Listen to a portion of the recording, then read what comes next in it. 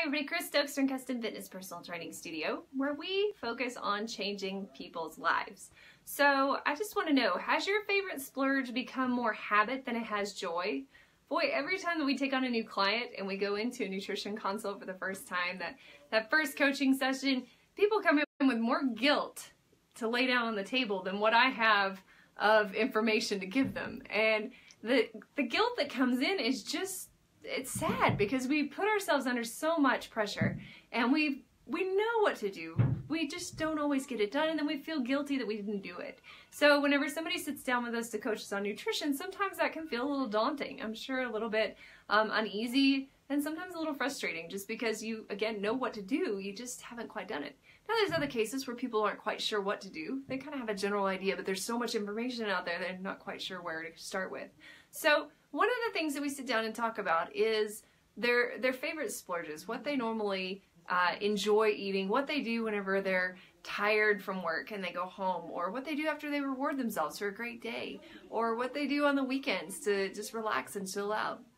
There's always things that kind of started out as something that you just did every now and then to splurge and to really live life, and now it's just become a daily habit. So things that come to top of mind are chocolate, alcohol. People tend to go home and either eat a handful of something with chocolate in it, cookies or something, or they go home and have a drink every night. Or odd as it is, some people it's more chips and tortillas, it's more salty things than it is sweet or alcohol. So everybody kind of has these vices that they cling to, and they become these habits that we do every day. So whenever we start out just socially drinking with our friends, and then it turns into a nightly affair where in order to unwind from the day, you have to have your glass of whatever drink in your hand, it really starts to become that habit that you really don't need. It's adding extra calories into your day. It's adding unhealthy habits to your day that are causing you to feel like you have to rely on something in order to live your life. So that sometimes can get in the way as well of reaching your ultimate goals, whether that's weight loss, muscle gain, just living healthfully. When we do something repeatedly over and over, not only does it become a habit on the outside to where you go in, you sit down, you grab your drink, and if you sit down without your drink, you feel kind of confused and lost, but it also causes problems on the inside. So the body starts to retaliate, if you will, against different things. Whenever you're eating or drinking the same thing every day, then the body starts to retaliate, and that's a lot of times where we end up with food allergies from as adults, is that we overconsume the same things on a regular basis.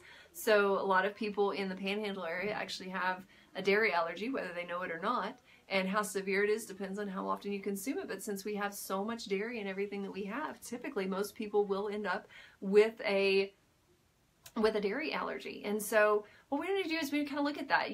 So what are our options here? We know that we have a problem. Let's say that you are one of those people that goes home and you have XYZ. You know that you're going to go home and have something with chocolate in it. Or you know you're going to go home and have something with alcohol in it. You know that you have that problem. But what do you do to fix it? Well, our first response, that knee-jerk reaction, is willpower, right? Everybody says, well, I'm just going to cut it out. I just won't do it anymore. I know better. I won't do it anymore. Give it a few days. That willpower will run out and you will eventually go back to it. So maybe that wasn't the best option.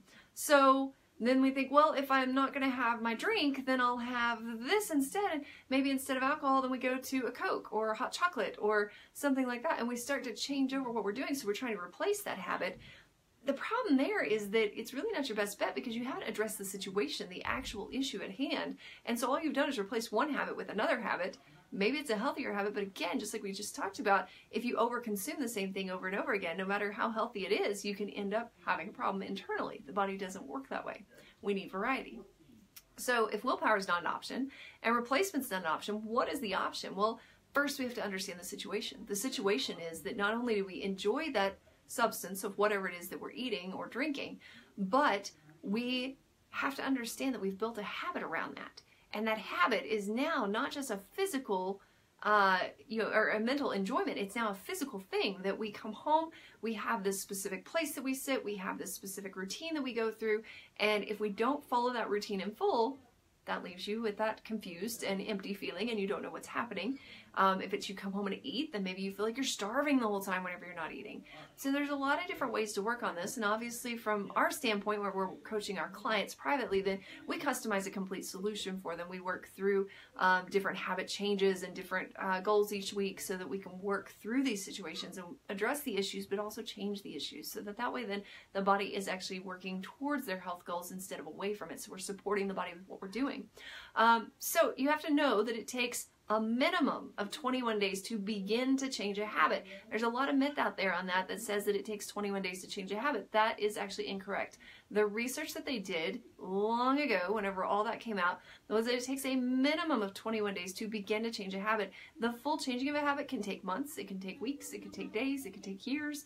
Everybody's different. It depends on how strongly you are holding on to that habit, how long you've had it, how ingrained it is in you, and what you're doing.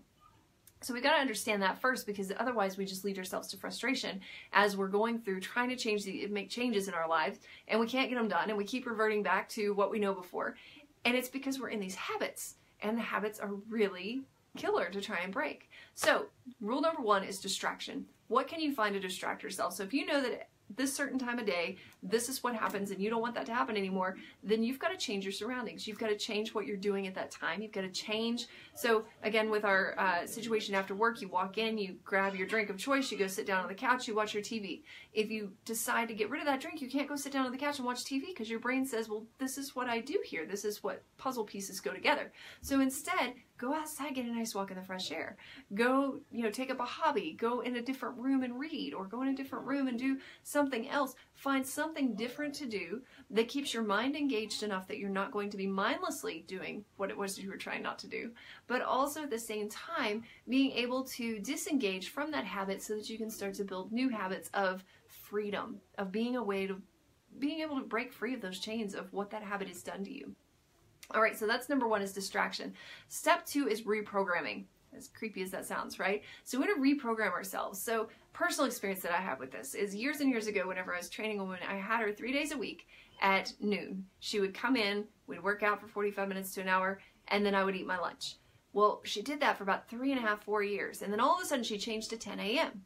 And she would walk in at 10 a.m. and my stomach would start growling. And I felt very confused because I had already eaten breakfast right before. And then I knew that it wasn't lunchtime yet. But it was that mental trigger that client was there, and she normally came in at lunch, and I usually got to eat afterwards. So my brain actually started to carry that habit across. And it took several months to break that habit so that I could start understanding, my body could start understanding that it wasn't time to eat again yet. But it's amazing how the brain and body and emotions all work together to form these habits. So reprogramming starts with making changes in the distraction area, starting to make different changes, different things going on. Also creating a support system, someone who can hold you accountable to it, not in an ugly way, not berating you about it if you mess up or anything like that, but somebody who's willing to let you have a clean slate and understand that mistakes are made, but to help guide you to keep you on the right track. That's honestly what we do with our coaching clients. We want to be able to help people stay on the right track without berating them. Like I said, they come in with enough guilt already. I don't lay that on them. I don't want them to have that guilt. Guilt just weighs us down. It makes things really ugly, and it doesn't help you to get to your goals at all. So we want to set that guilt aside. And we want to know that every day is a fresh start. Every day is a clean slate. Every day is the first day of the rest of your life. So in order to take advantage of that, we have to have the support to remind us every day that, hey, this is going to support you in your goals. Maybe it's a sticky note on the mirror. Maybe it's a friend that you call each day. Maybe it's your spouse at home. Maybe it's your small children that you can, kind of build up to help you out in that realm. It's just a matter of having that support and accountability, someone who cares and who's going to help guide you in the right direction because they know how much your goals matter to you. So if that sounds like something that you need more help with, that's what my team does. We customize an approach for nutrition, for exercise, for habit modification. We work with people one-on-one. We work with people in groups. We just want to make sure that we have the best fit for you and that you have the best resources available to be able to reach your goals without that extra guilt. So if you've got something that's become more of a habit than a joy, start taking that into account this week. Kind of figure out, where are my shortcomings at? Where is this leading me to? Is it going to support me in what I want to do, or is it going to walk me further away?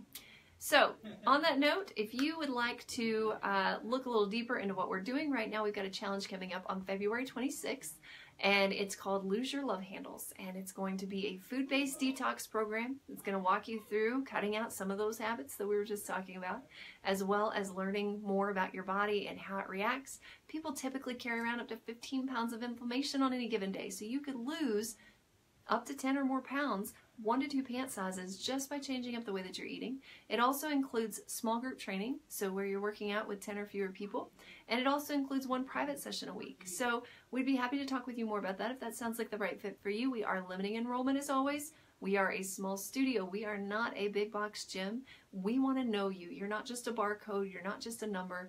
We want to actually know you. We want to make sure that we've got just enough people in our groups that we can actually get to know you and know what's going on and be able to help you through those situations. So we do limit that enrollment for that reason, but feel free to comment below that you would like a copy of the application. I'll be happy to send that over, or I'll be happy to get on the phone with you and just chat and see if it's the right fit for you. So I hope that you got something great out of today. Now go start changing some habits and give us a call when you're ready. We'll talk to you soon.